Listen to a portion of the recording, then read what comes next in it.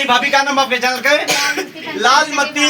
9552 आप सब सर्च करा। लेकिन एक के बात दुख बा महेंद्र भैया हाँ। कि आज इतना दिन से हमारा आशा दीदी आवत है उन्होंने तू आयरन ना कर क्या सबसे बड़ी आशा भाभी तुम्हारे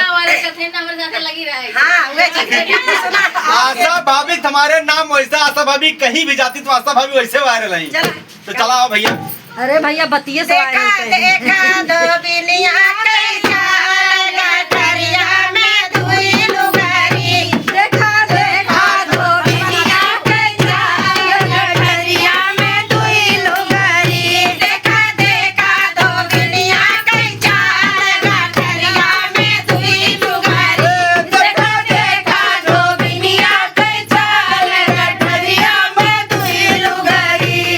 लई लई गठरिया में ससुर लगा गई रे लई के गठरिया में ससुर लगा गई लई के गठरिया में ससुर लगा गई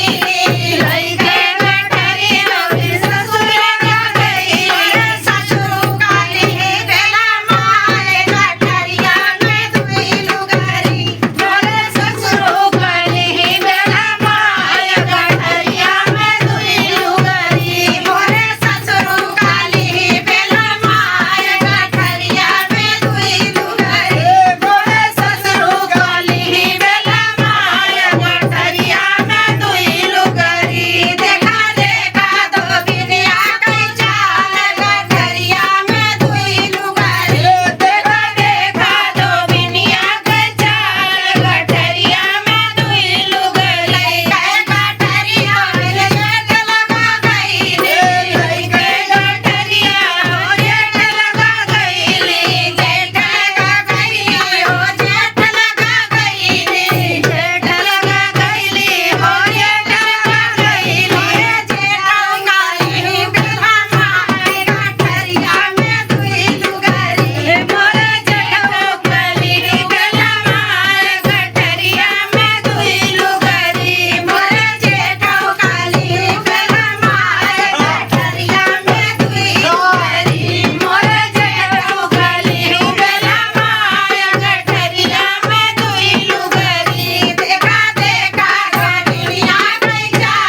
गठरिया में दुई लुगारी देखा देखा दो बिनिया कैसा गठरिया में दुई लुगारी गठरिया तो देवर लगा गई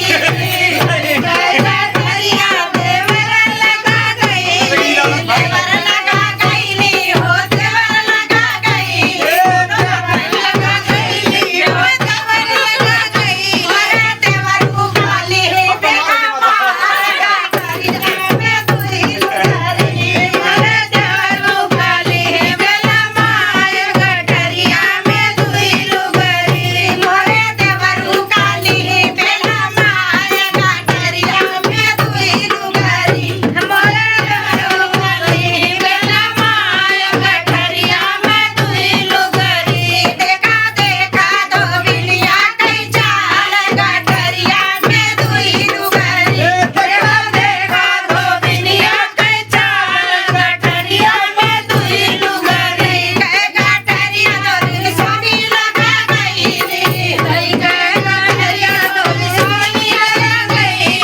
सोनी लगा गई मोरे सोनी लगा गई